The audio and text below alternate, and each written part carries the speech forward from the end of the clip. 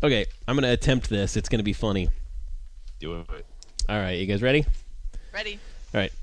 You're listening to the world-famous White Roof Radio, Woofcast number 631, recorded October 11th, 2017. This episode brought to you by Craven Speed, Outmotoring, and Motoring Badges. And DB does this so much better than me.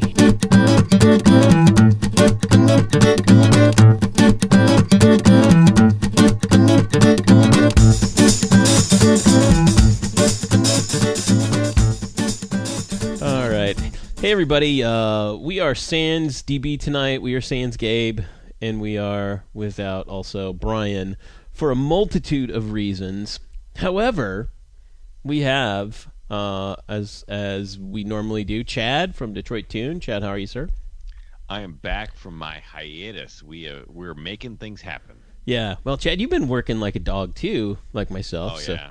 Yeah, lots it's good. Lots of hours. Good to have you back. And then tonight, also, we have special guest, friend of the show, Andrea Jones. Andrea, how are you? I'm doing very well. Good. Thank It's been you. a long time since we've had you on the show, probably about 2-3 years almost, I think. It feels that way, yeah. Well, anyway, it'll be evident why we have AJ with us tonight also, but we're doing kind of a shortened version of this. We're going to almost call this the racing show a bit, because we're all going to talk about our experience with some high-speed minis or driving minis at high speed tonight in various forms and whatnot. But before we dive into that, I'm going to do my best to stumble over telling you guys about our friends over at outmotoring.com. You can get just about anything you need for your Mini at outmotoring.com. Aaron's been a supporter of our show since the beginning. So going on, how long have we been doing this? Since 2005, 12 years. So Aaron's a good guy. You can, like I said, no matter what Mini you've got, from an R50 to all the way through the latest Countryman, accessories, parts, anything you want to dress up the car inside and out, mechanical things, all the ways from brakes to fluids to anything you need. Check him out at outmotoring.com. And if you sign up for their newsletter, he sends you a discount code for that every month, and has all kinds of sales and specials going on. And I don't know what's going on right now for October, but hey, go check it out at outmotoring.com. Sign up for the email newsletter, and get yourself going. If you haven't bought anything from him yet, what are you doing? What's wrong with you? Go buy something from outmotoring.com. Mini performance, speed, and floor mats. outmotoring.com. It's one of the, you're looking at the website like, what can we choose today? But anyway, so before we get into, actually, I don't even think we're going to touch on much news this week. We're going to talk about all of our collective experiences with driving minis, fast and in a safe way, off the street. We've all had various track experiences most recently, and AJ, you got to treat yourself. You went out to Palm Springs about a month ago, and to the BMW Center there. What do they call the track at Palm Springs? It's I think they just call it the BMW Performance Center West. yes, at Palm Springs. So tell us what you did. You treated yourself to like a birthday gift to go out there, because they've got a mini driving school also, right? Mm-hmm. Yeah, in fact, I think the mini driving school is only on the West Coast. I don't think they do it on the East Coast. Correct, yeah. But yeah, I treated myself to the mini stunt driving course, and so now I can stunt drive like a boss. You can J-turn and flat spot your tires with the best of them, right? I can J-turn, yes. But I hands down can park in a box. So that stunt where there's two cars and you can pull your car into the spot that you're not supposed to, I can do that. Nice. Yeah. So, But there's also that, I think they call it the Rockford maneuver, where you're flying in reverse. That I suck at. So I need practice. That one is not good. So you're slamming the car in reverse, and then you crank the steering all the way to one side as hard as you can, and you spin it around, and then you're supposed to jam it into gear and drive forward. Is that right? Yeah. That's yeah, what. pretty much. That's what they call the Rockford move, and I take it it's named after the Rockford Files. Yeah, I think so. I think that's what it's called. If I'm calling it the wrong thing, well then sorry, but I don't know. if you watch pretty much any car action film, somebody's doing it, and you literally are going 40 miles an hour in reverse, and you throw the car into neutral and violently turn the steering wheel, and the car just spins around, and then all of a sudden you're supposed to throw it back into drive or into gear and go forward, and I don't know, that one was hard. And you're supposed to do it as smoothly as possible. It's supposed to be kind of a supposed to fluid. look like you were just born doing this, and it doesn't work that way. Well, you realize that's why stunt drivers get paid good money, right? Yeah, completely, yeah. And I'm sure every car is a little different. And so what kind of minis were you driving out there for these stunt trainings? It was a JCW. Don't ask me anything else about it because I just got in the car and drove. But it was, I think it was a JCW automatic transmission, though. Yeah, it was auto. They didn't have any manuals there for anybody to play with that I was aware of. So yeah, it was auto. Oh, so you learned how to do, park in a box, which is basically you have two cars parked and you go up and you spin the car and slide in sideways, right? Yeah, pretty much. Nice. Yeah. And so those were the two main things you learned. What else did you get to do there? They took you out on the skid pad and taught you how to, recover from sorry situations in... Like how to turn into a skid and hit the gas to pull yourself out of it? Yeah, if you lost traction in the car, you could basically correct. So they were all about, they started the class with an hour-long instruction about safety and the things that you should pay attention to. And so the takeaways from that were really kind of interesting because most people are not seated in their cars properly to begin with. Right. They want you to concentrate on being seated for control. So not so much comfort or looking cool, but so that you have good control of the car. And what that invariably means is you are sitting a little closer to the steering wheel than you think you're supposed to be. Mm-hmm. Your line of sight should be in the center of the windshield. And your head should really be about a hand's distance from the roof liner. So a lot of people are sitting way too low in their cars, right. And some people are sitting way too far back. And and then as far as being able to, depress the brake, there needs to be a decent bend in your legs, so you're not, you're not stretching your leg all the way out to put it stretched out. Mm-hmm. Yep, you need to have a good bend in your elbow. Yeah, and in your elbow, you should be able to, when you're sitting in your car properly, take your either hand and be able to, like the bend in between your wrist and the bend in your wrist, basically your hand and your arm, you'd be able to just hang that over the steering wheel, and then you know that you are within the optimum distance for controlling your car. So they go through all of that, and then they talk about what you would do in a skidding situation, and then how to make your car drift when you want to, show off and that kind of stuff. But the skid pad was totally fun. I was laughing. I was spinning myself on purpose because it was so funny. Well, it's funny because you grew up in California. You're a California girl, so you really didn't grow up driving in snow like maybe Chad and I did, and. I'm sure, Chad, you were like me in high school. You took the car out to a snowy parking lot in the wintertime, and you taught yourself how to do donuts, and you basically taught yourself how to handle the car in those situations in kind of a safe... Every winter. Yeah, like kids in the Midwest who grew up with snow kind of do that, and you just learn by experience for the most part. And, maybe you've got, a dad or a brother or somebody who takes you out, or mom even, to train you on how to do that. So it's interesting because, like I said, if you grew up in California, you never got the opportunity to drive in snow, as you were learning to drive anyway. So I'm sure you had a lot of fun spinning that thing around. Yeah, and I think I've been robbed the couple winters that I have been here, because the first year I was terrified of driving in snow, but figured out how to do it, and the R56 drives like a boss in the snow, so I'm not afraid now. Well, it's because the second... you bought snow tires. I bought snow tires, but I also went out there and played a little bit. But then the next year, when I really wanted to take it out and play, No snow. that's when the deer ran into the car Oh and yeah, that's right. disabled the car before the snowmageddon that we had. So Right. Yeah.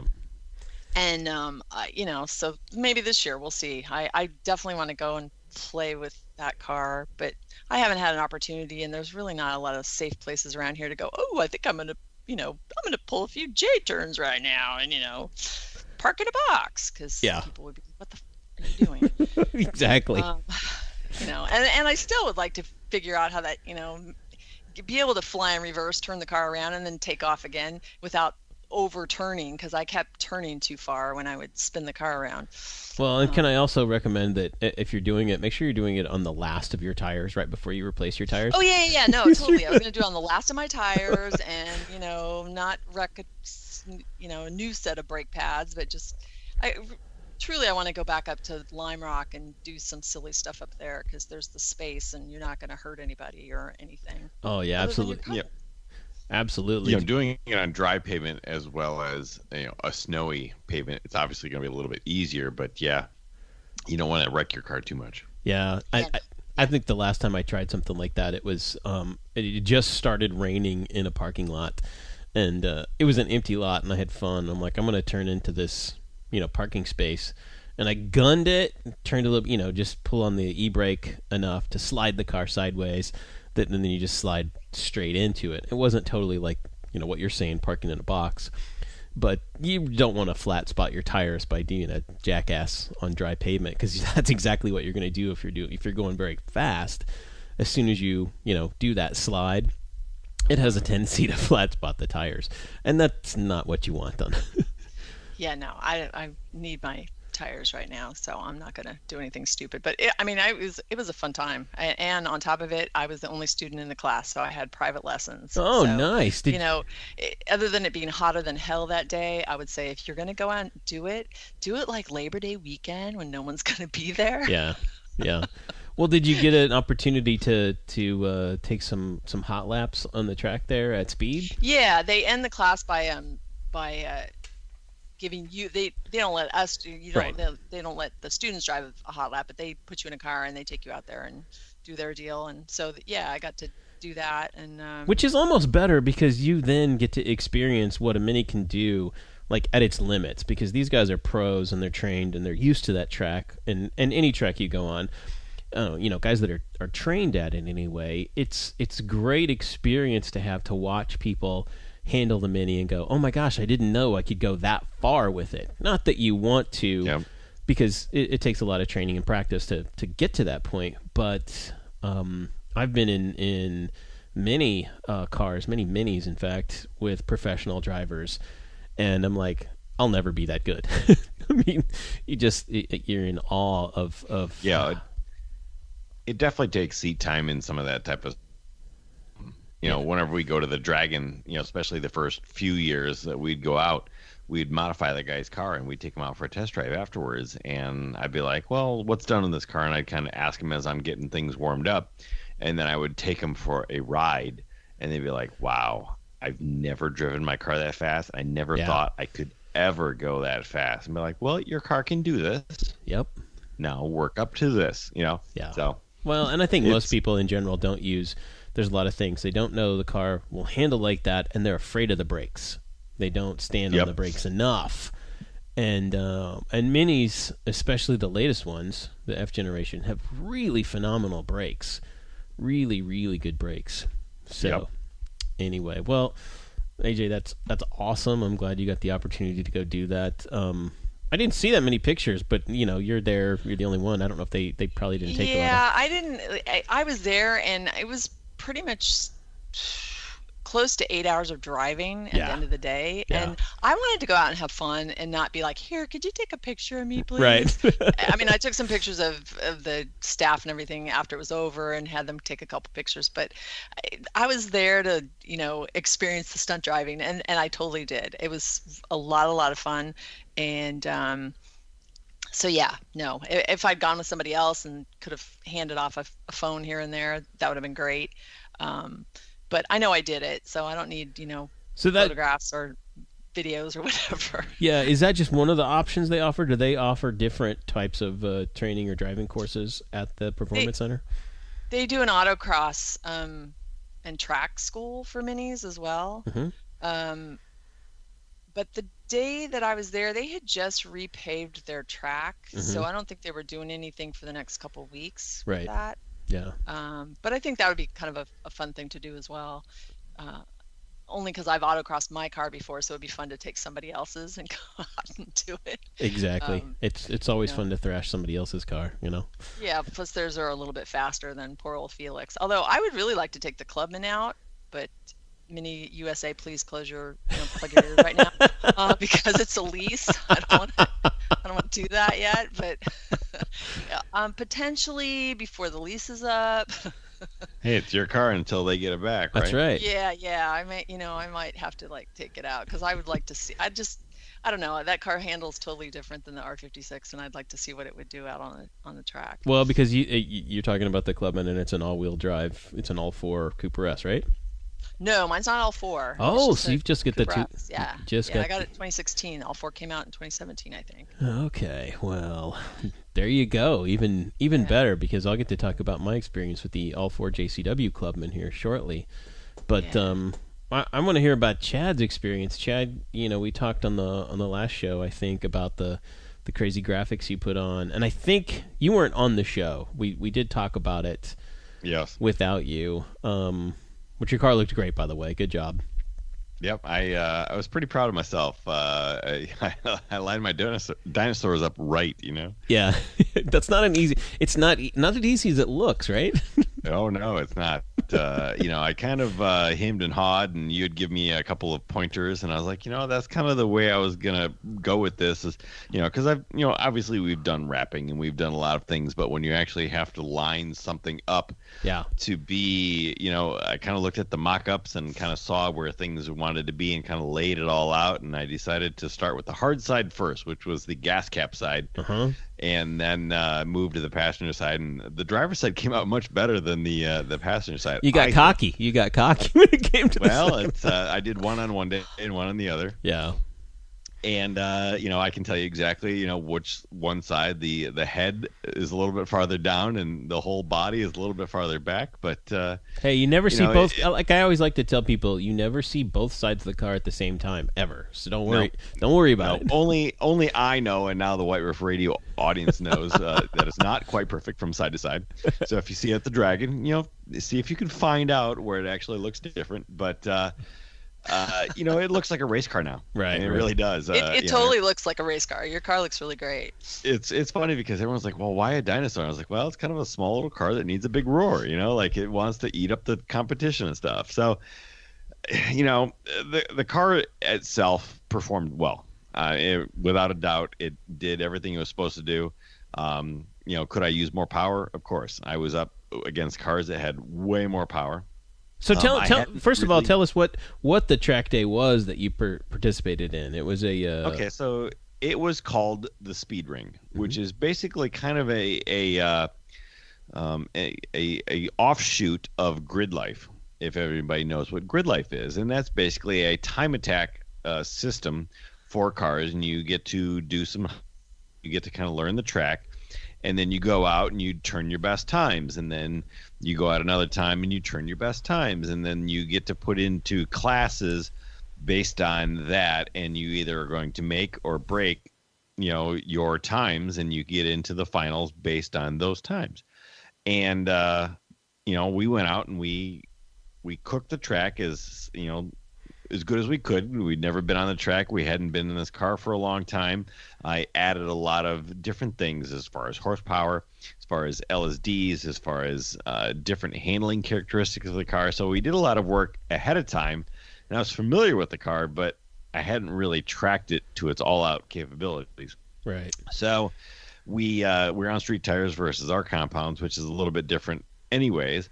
And we went out and we turned some good lap times, and we kept knocking off seconds. And the Speed Ring is kind of more of a showcase for vendors and sponsorships and stuff like that. So the big names were all out there, like KW Suspensions, Autometer Gauges, all types of big names like that had booths there and wanted to bring in the public to show their wares, as well as all of the different manufacturers and resellers of those products, such as myself, were out there doing head-to-head battles, as well as talking to all of our vendor reps. So we are networking, we are showing the people the cars, we're showing the neat things done to the cars, and then we're racing. So it was a mentally packed weekend because I'm out there running 10-10s, trying to also make sure that I don't go off track and wreck the car or do something stupid,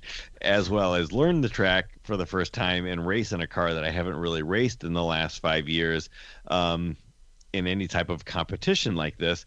And so I'm doing all of that, and then I have to come back to the pits and then take off half my race suit and then talk to people as they're coming through and show them the car and do a news thing with Channel 7 and say, hey, come on out here and enjoy, and then plug the sponsors and do all of the stuff. So it's hard to be focused on just doing your best times. Yeah, exactly. So I'm trying to get the best times I can, but at the same time I'm also coming into the pits and throwing on my sponsor hat, which was Detroit Tune, right? And doing the whole NASCAR plug and be like, that Detroit Tune Mini did a real good job out there this weekend. They really supported us real well, and they. So we got that track bar dialed in real good. Yeah. How did that work for you, Chad? Yeah, it was very difficult. So we brought all of our people out, and everyone got to kind of see. And we ended up, I was worried because I didn't know exactly what the whole weekend was going to be. It's like, am everybody going to get in? How are we going to work this? Don't worry, I'll pay admission for anybody that doesn't get in. Because it was wives and girlfriends and all of the employees and stuff, and they just kind of came out. And it's a little dangerous having your wife and your girlfriend there, Chad. I'm just saying. Yeah, exactly. It is. It's very dangerous.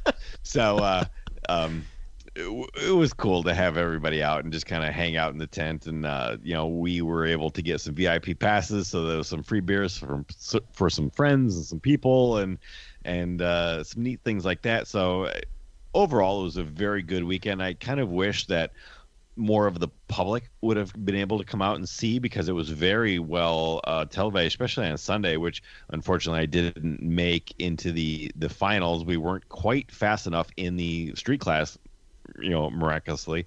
I probably could have actually done well in the track class if I would have done that, but they wanted me in the street class car. So okay, hot tip: next time let Marzo drive. Yeah, right. Yeah, so, because he's crazy enough to go. I've watched Marzo. No, he's a very good driver. He's a great driver. We've done some go-kart days already here. We've had some video games. After the thing he says, like, man, those seats, they just don't fit me anymore. I was like, well, I've seen some pictures of the skinny Mike, so we can make it. Okay, so we'd have to put some different seats to make it comfortable for him. But, I want to get back out and do more track days again. We're always changing the car and making things faster and doing new things with new products. So, it's a matter of time. We've obviously, as everybody has been following the saga that is Detroit Tune, we moved buildings, we've hired new employees, we've done a lot of things. So I've had to really put a lot of time and effort into the business aspect of Detroit Tune to get us to the next level, and we keep going to the next level every couple of weeks, I think. So, we'll get back to being out at some track weekends and having some good times and enjoying times with customers and getting a little more track time under our belt, because, we need it. It's so much fun taking, being in a Mini out on the track and being able to just let it, open it up in a legal, safe environment, if you will. Because, most people like to drive their cars spiritedly on the streets and hopefully within the laws. I mean, I know there are those of us who bend the rules occasionally on the road. As long as you're not bouncing off the curbs, you're fine. But don't be a douche around other cars, is the thing. It's like, if you're going to open it up and do something fun in your Mini, hopefully do it with no traffic. So I'm just, not that I recommend it at all, but if you're going to do it safely. One of the things that was kind of funny is, like, Yeah, I've always thought my car was fairly loud, and a lot of people think it's fairly loud. And then I went to the track and I raced with all these other cars, and my car was the quietest. So quiet I could barely hear it running. Yeah. And now that I'm actually driving on the street again with a gigantic billboard down the side that says exactly who I am and how to find me, you feel like you are the loudest car out there. Yeah. So it's gone from a good loud to then, wow, this car is really super quiet, to now it's the craziest, loudest car out there again. So it's been this whirlwind of emotions within the last week after after doing all this. But everybody that's seen the graphics that Todd help us come to fruition here has just absolutely loved it. The printing on this is just so amazing, and the colors just pop right off the car. I have to give huge credit to our good friend and customer Josh Hammond, who did all of the graphics for us. And he's like, I just always thought I'd be a cartoon illustrator and a graphic designer, and here you are asking me to design the next version of the race car. So and he did an amazing job. Well, he did a really good job, and it was I'd say he deserves all the credit there, because I took his file and didn't really have to tweak a whole lot. In fact, I didn't really have time. We kind of did this towards the last minute of getting this done, with between your being busy and me being busy getting it to you. So luckily he did a good job putting that together, and it was a lot of fun. Yeah, we even have to give shouts out to the mailman, because we were there on Saturday and I was waiting for the package, and I was like, "You don't have a package for me?" He goes, "No, why? Are you expecting something?" I was like, "Well, I'm supposed to get a package today, a big long tube of vinyl." And he goes, "Well, let me make a call." And he called up, and it was on a different truck that they were like, "Well, no one's going to be open on that street." And then she showed up, 30 minutes later. She's like, "Well, you're open." So he called me. They told me to come on over. So it was a good thing we saw him. Wow, that was close. That was close. Yeah. So, I mean, it all worked out well. I actually worked on putting the graphics on a little bit on Saturday and Monday and Tuesday to make sure it all worked out well. But and we were racing that following weekend. So, I mean, it's a good time. I mean, if anybody ever gets a chance to go do an autocross, do a track day, whatever, I mean, it makes you a better driver. It makes you understand the car and what it will do at the limits. And I highly recommend it, because, the thing I hear all the time, every day, twice a day, multiple times a day, is, what can I do to this car, to make it a little bit better? I don't want to take it on the track or do any of this type of stuff, but the track and the street really kind of have this cohesiveness together that you don't realize that you're doing the exact same thing on the track as you would on the street. And you can see how that person in the lane is about to make that lane change before they even show you that they're going to make that lane change, because you can just tell the way that they're driving that they're about to move lanes. And well, it's funny because Chad, I bet you get You're a stupid driver senses. Yeah. Oh, yeah. And Chad, I bet you get that question a lot of most people, and I get the question too, because I'm around a lot of minis. I get to drive a lot of minis, in and out of them. I talk to people all the time. I'm always talking to the techs, and my response to people when they say that is usually the number one thing you can do is tires. Especially for a street car, and especially in some place here where we get 4 seasons, where it goes, from 100 degrees to, minus 10 degrees. And I always ask the question, well, what kind of tires do you have on your car? And when, if they say, I don't know, they're run flats, then, it's a whole discussion. We could do an entire show on tires, but and we probably have 6 or 7 times already. So. Yeah, exactly. I'm a big proponent of, if you live in a place that gets 4 seasons, you have at least 2 sets of tires. You have your summer performance tires and you have your winter tires. And I even like winter performance tires. Yeah, but what about just learning to be a better driver? Because I think there's a lot of people that go out on autocross and whatnot, and they're crappy drivers, and they think, oh, I'm going to do this to my car and make it faster, and they couldn't drive it faster if they tried. Yeah, well, that's the thing too, is if you're going to get the chance to go do what we're talking about here and do it in autocross, is I think it's always good to know whatever you have, whatever kind of car you've got, however it's equipped now, learn to handle it at this point, and then come back and ask Chad that question. Go, okay, Chad, I've done a couple of autocross days, I've done a track day, I like my car. I want to get a little extra oomph out of it. And then he can talk to you differently and go, now we can start talking about sway bars. Now we can talk about maybe some beefed up brakes, different things like that. Now maybe then the next step, maybe lowering the car.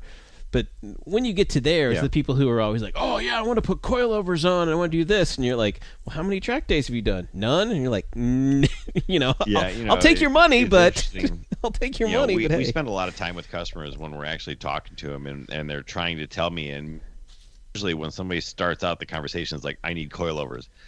And I look at them, and I was like, why? And they can't tell me why they want coilovers, and I was like, because I have a few $1,000s just burning a hole in my checking account. let's rethink this. And I ask them a bunch of questions, and I figure out what they're really trying to do, and I give them my little speech, and this is the exact same speech I've been doing since 2003. Right. And yes, always doing a track day or an autocross and stuff will really show you exactly what you need out of the car. But by basically asking you a couple of questions, I can figure out what you're really trying to get out of the car, not that you just need coilovers, because you're probably saying, well, I want the coilovers to be low. Well, a low car doesn't necessarily handle well, or a low car is not necessarily, because they're like, well, this is my daily. And I was like, okay, are you ready to break a shock? Because as soon as you hit a pothole, ready to bend a wheel, then now we have to suspension system, and you have to take it off, or you have to spend more money, and you have to buy one, and then they warranty out what they have to do and stuff. Your car could be down for 7 days. Right.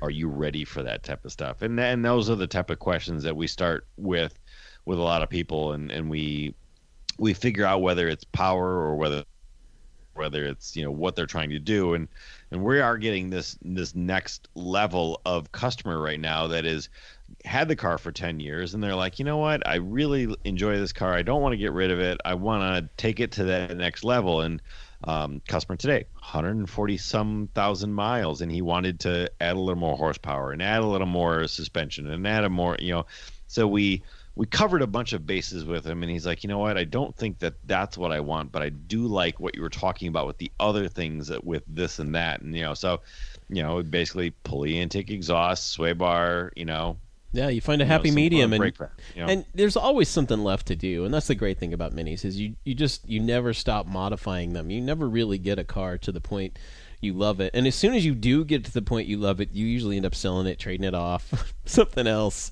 And then moving up to whatever. I mean, I just know that from experience. I'm on my 7th Mini now, and every time I'm like, oh, I love this car. It's my favorite one. And then something else comes along. And you're like, okay, I'm gonna move over to this one. And maybe that's just the heart of a car person in general. I mean, people I know who are car people, and I just don't have enough money to collect them. Otherwise, I would be just not trading them in or selling them. I'd just be buying new ones and collecting them. Having this new building, I mean, I literally have to just bite my tongue when everything comes across my desk. I was like, I need to buy that car, and I was like, oh, God, I don't have anywhere else to put it, or I don't have enough money, or whatever. I mean, really, right now I own 8 cars. I mean, with a van and a couple of different things. Oh yeah, I've got my original R53. I've got a R50, which is our loaner car. I've got another R53, which I'm putting air suspension on and wrapping it teal green. I've got a 73 Nova, a 2005 van, a 89 Cabriolet Volkswagen, and then you can kind of throw my girlfriend's car in there, so I got an R56. So yeah. That's 7 cars that I maintain and keep together on a very regular basis. So it takes a lot of work to maintain that many cars. So I mean, if you've got a fleet of 3 cars with you and your wife and a weekend your extra car, right? It's a lot of people. It's a lot of work to keep that together. And then you start thinking about it too. And I've been the guy with 3 cars. I mean, I had 2 GPs at once, and one of the GPs just never got driven. It just sat there. And eventually I'm like, somebody needs to be enjoying this car, and decided to sell it. So, that's the really hard part. And thinking about what's next and everything. But speaking of what's next, I'm going to move on and talk about my experience this past weekend in the JCW Clubman, the what I want to call, they called it the Mini Challenge. And basically, miles ahead, the people who put on the driving school in Indianapolis for Mini, and they use JCWs. They've been doing this for, I want to say 5-6 years now, maybe a little bit longer than that. Anyway, they've been coming around to the Midwest region and putting on these events in the weekends. And really, it's, for all intent, is a sales pitch. It's like, hey, come drive this, see what you think. Go to your, the dealer brings out one of every car and lets people look at it and test drive them. But the whole point of this is they brought all JCW Clubmans, all new JCW Clubmans, and they were, the all-wheel drive. That's the way the JCW comes. And you get to do an autocross course, and you're timed. And, everybody competes against each other. It's not a competition, if you will. It's just more fun than anything else. But I went and took part of this, and I did this last year. They came around with JCW hardtops, and we did it, and it was a lot of fun. And this year they came with JCW Clubman. So Sunday I got to go thrash a new JCW Clubman, which was cool because these were pretty much factory stock cars. They hadn't been, a year ago when we drove the JCW hardtops, they had all been modified to where you could put it into sport mode, but you couldn't change the DSC. You couldn't turn on traction control. You really couldn't tweak it the way you like it. This car, pretty much out of the box, I get in it and I treat it like I treat my own car. Put it in sport mode, turn dynamic traction control on, and then go. And the difference here was it was an automatic, which is, I'm not bashing the automatic at all. It was a great car. It handled well. It did, fine. But it seemed really slow to spool up. The Clubman, you're taking that much more weight with the sunroof on it, and the all-wheel drive system. I bet it's pushing, 400, pounds more than my car, with the same horsepower engine. So it just felt a little slow to spool up. Once you get there, it was pretty fun, and the all-wheel drive system was great going around this course. And like I was telling you guys before the show, I got 4 laps in the car, and each consecutive lap I would shave about a second and a half off of my previous time. And I get to the 4th lap, and I got a little cocky, and went around. I think it was in like turn 3 or 4, and wasn't really. I was having too much fun, not paying close enough attention, and I missed a corner. And so instead of clipping a cone, which you lose time, you lose a second if you clip a cone. If you hit a second cone, you are disqualified from that run. And then a third cone, they kick you off completely. That's like it. They take your driver's license away, I think. But anyway, so instead of clipping a cone, I went through the course. I kind of avoided it, and I made my own chicane, if you will. And I just finally was like, no, I gave up, and slowly finished it. So I got 3 good laps. Did pretty well. I think I ended up second in my heat for the day out of all the people. And then at the end of the day, and I was pretty early in the day, there was about 110 people.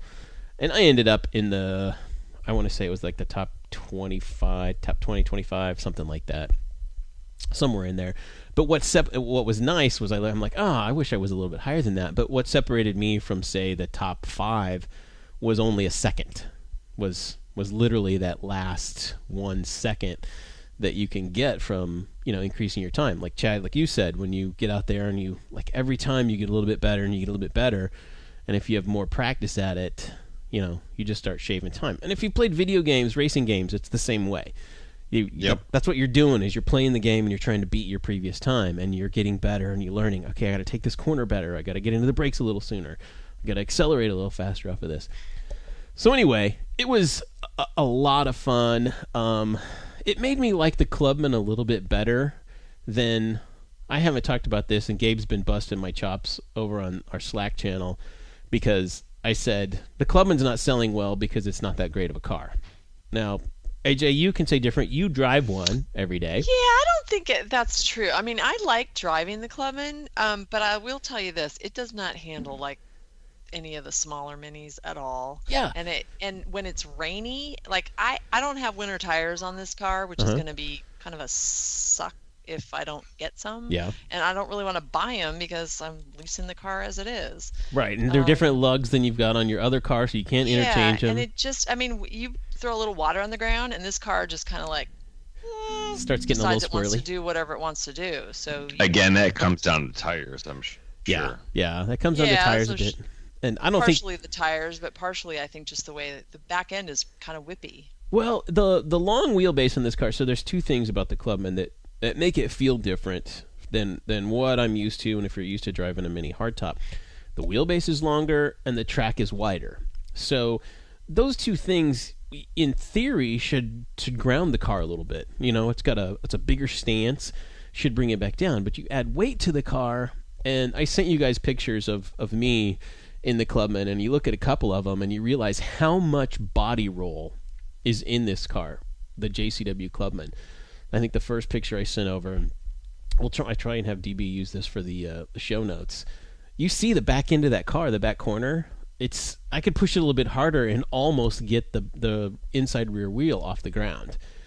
And there was a lot of body roll in this where I'm not used to in my car. Now, I've got the JCW Pro suspension, the Pro suspension lowered within an inch of its life, you know, the adjustable coilovers, and I love them for handling, but I've driven on 12 driven minis on 12 different tracks in the world. I've done a lot of track days. I've done a lot of professional driver training. So I know I toss these cars pretty hard, and you know, I've got my car tuned to where I like it. But anyway, the point is, the difference between my car and the Pro suspension and this was really night and day. Well, it was good. The all-wheel drive system handled very well. It kicked in. It was pretty hard. I got it to drift just a little bit, you know, where all four tires are screeching around a corner, and you're kind of going a little, you know, pushing through it as hard as you can. You basically find that break point of it. And this is on a short, low-speed autocross course, too. So, but the car composed itself very, very well. I think it's a high-performance car for somebody that you're always going to be in control. So I will give it that much. But my big problem with the Clubman, and I didn't get to talk about this on the show yet, is I had one for a week while my car was in getting some service done. And I grew to not like this car very much. I took it to the airport. I left town for a few days, and we went to the airport and parked it at long-term parking at the airport. And I got to say, with the seats up in the back, our suitcases didn't fit in the back of a Clubman. What? No. What kind of suitcases do you have? They were carry-ons. They were overhead bin store He's carry-ons. a professional traveler.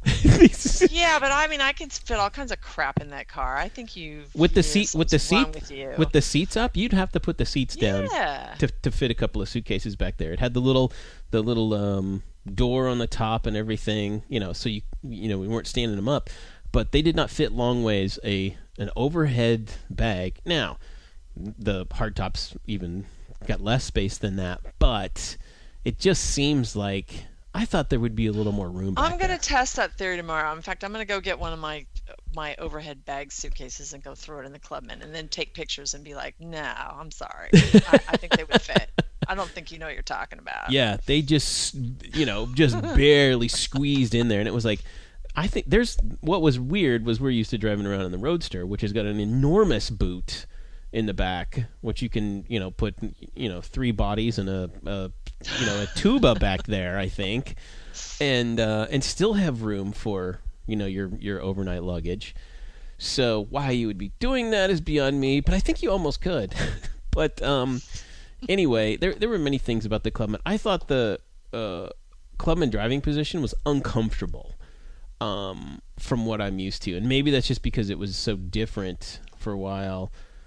But I couldn't get comfortable, like a comfortable driving position in that. It felt narrow. Even though it's wider, you've got more room in the Clubman, right to left. You're not going to be, you know, knocking elbows with the person in the front seat next to you. But I felt a little cramped. I think it's the seats. I don't like their seats. Yeah, I don't know what it was. There's something wrong with them. Yeah, and granted, I didn't feel that way in the JCW Clubman because it had the same JCW seats I have in my car, and maybe it's just that I'm used to them. I think that's a little bit of it. But the Clubman I had for a week was a Cooper all 4, so it was a bit of a dog because, it's got the 3-cylinder engine in it, and you're pulling a Clubman and all-wheel drive on top of it. So it just felt like it had just no guts whatsoever. So that was, but put that aside, I just didn't. I'm like, man, the little bit of time I've spent in a Countryman, I feel like it's a more all-around better car for most people. And I gotta say, sales numbers seem to bear that out in the U.S. lately. Because I know my dealer, I asked him, I'm like, how many Clubmans have you sold this month? And they go, this month? And then that was it. I didn't. There was nothing from that, and I think it was like 1 in 2 months. That's how slow that car is selling in the U.S. And it's all the Countryman's fault. People come in and they see it, and they're like, "This car seems more versatile for me, more all around." And then they drive them back to back. And Gabe tells me I'm crazy, but I think the Countryman handles quite well for the size it is. And doesn't feel like a big car, and I think the Clubman feels like a big car. I mean, AJ, you drive it every day and you've also got your R56 hardtop. I think there's a big feeling difference between those two cars. It's starting to not feel as big. It did at first. You get comfortable in it. But I can tell you this, when you drive it for weeks on end, then you want to get back into one of the littler ones. You're like, ooh, I like this. I don't know why, but I'm like, I want my R56. Well, for me, a little bit, it's parking the dang thing. Yeah, that's the other problem. And the other main issue is that visibility out of the car sucks. You really can't see very well. Yeah, so do you have an issue with the rear just visibility? Just out the back doors or overall? Overall. Okay. Interesting. Overall. I mean, my time in the Clubman has been very limited. I mean, pulling them in and out and stuff like that. And I've always liked them a little bit better because they're just that touch wider than the F56. The dash just seems better to me. I like the overall feel of the car better, but again, I don't get to spend a lot of time in the car, Well, and so. I'll say this much too: the F series, F generation of cars, and the Clubman especially, is the nicest Mini has ever made. It is a wonderful car, well built on the inside. I think the ergonomics are also pretty darn good. The one thing they've changed, AJ, that you and I are used to is the sport button ring at the bottom. Now they've moved that to put, toggle switches on the dash. So, they did? Yeah, the ring is gone now. Because that ring is stupid. I hate that ring. Yeah. That's one thing. I'm like, why did you guys put this ring here? It just, although it is, I call it my FU button, because when you're on the highway around here and you're not in sport mode and you want to throw it in sport mode because somebody's being a...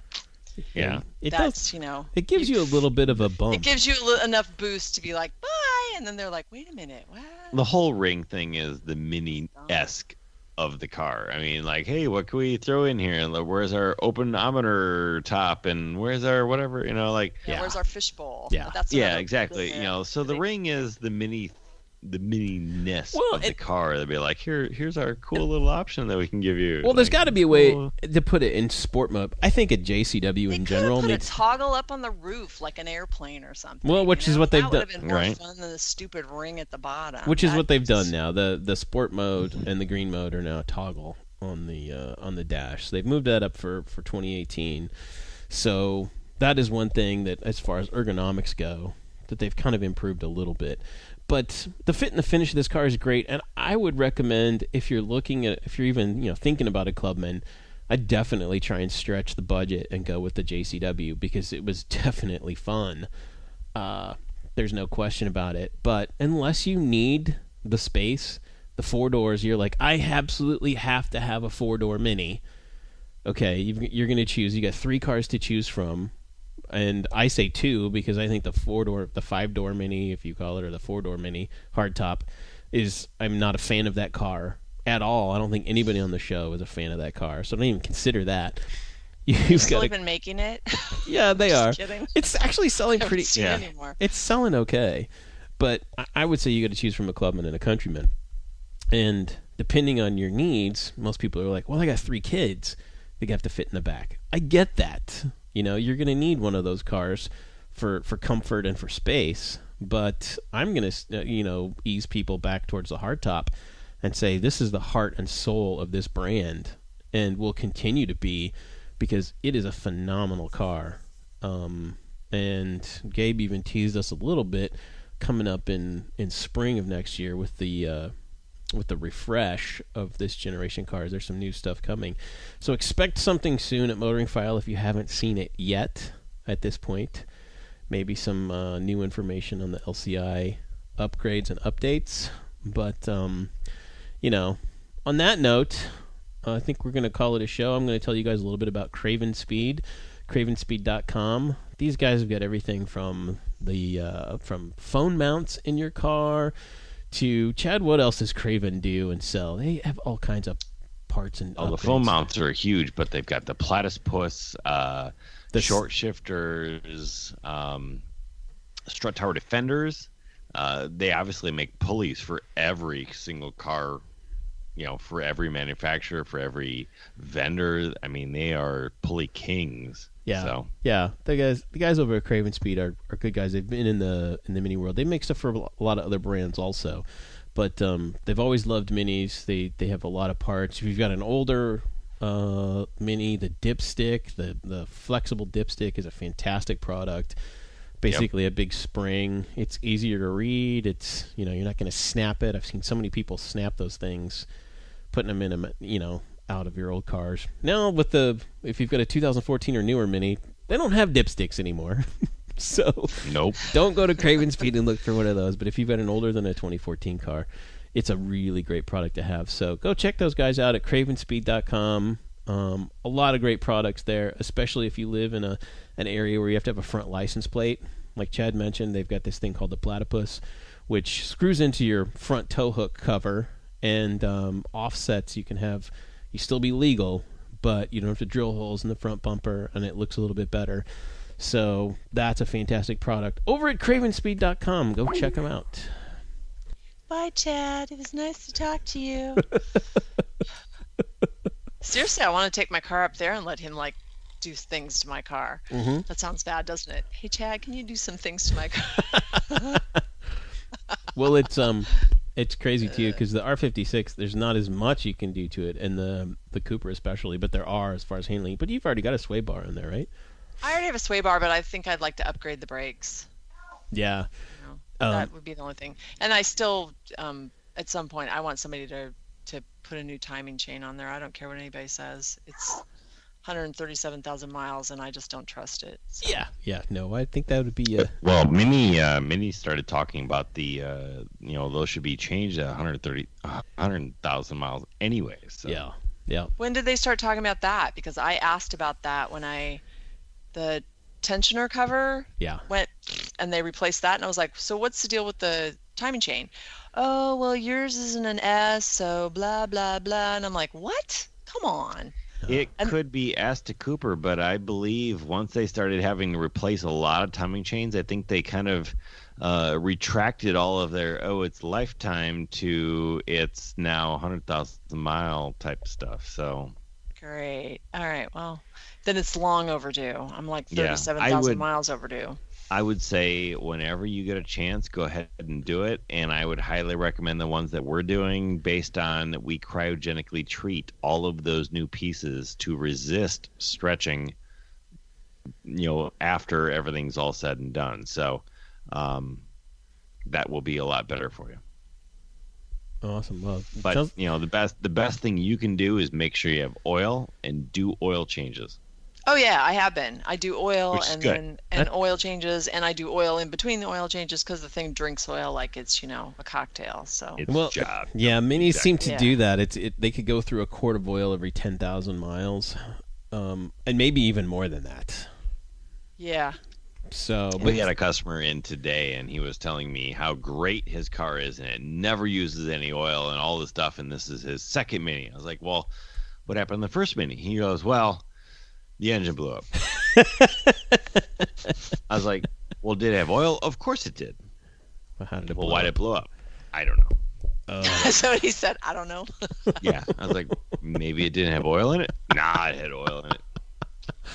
I've seen some catastrophic engine failure. I'm sure you have too, Chad. It's not a pretty sight. I've seen holes blown through engines because of that. I will tell you that the Gen 3 cars definitely have a lot less oil consumption than the Gen 2 cars do, which or experiencing that, AJ. Hey, and I think the 2009 has sucked oil since, I don't know, it hit 70,000 miles. And then Yep, it was like, right about that 67, 80,000 miles. Oh, yeah.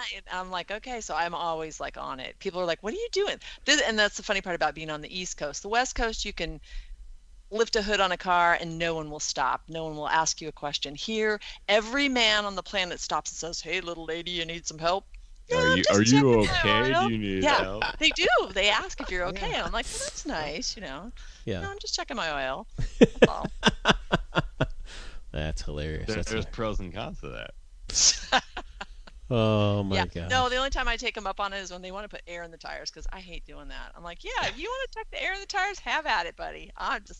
That is a pain in the ass, because then you've got the valve stem caps and you're all dirty at that point because you got brake dust all over you. Oh, yeah. And then you have the helpful people that are like, Wawa has free air. I'm like, yeah, when it works. So if I'm going to come here and spend $1 to put air in my tires, leave me alone. I finally bought an air compressor and a nice gauge, it's built in line, and said, screw it. I'm not dealing with that anymore.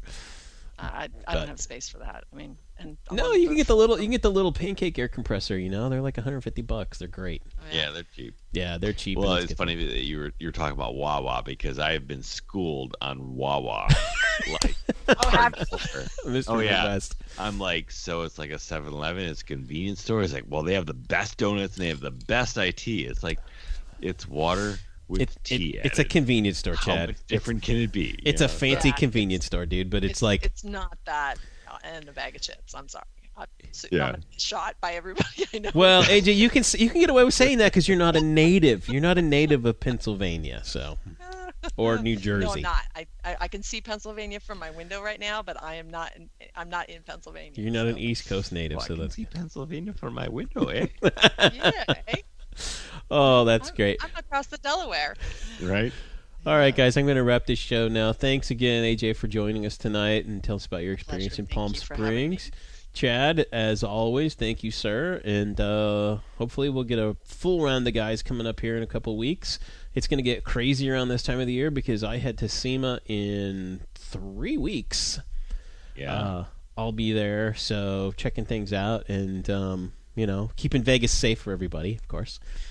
So, and hey, just to shout out, since we had the last show, they had that big tragedy in Vegas, a city that I love. So shout out to all my friends there.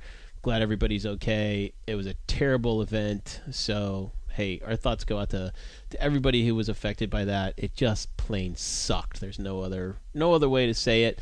But it's not going to keep me away from the city I love. My home away from home, place that I go spend, time about once every 8 weeks.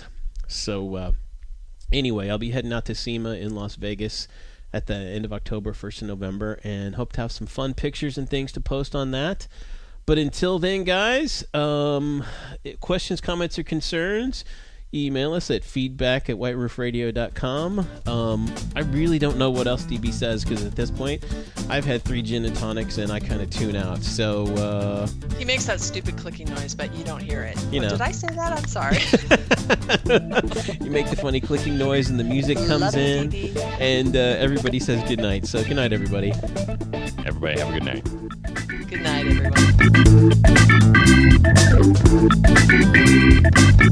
everyone.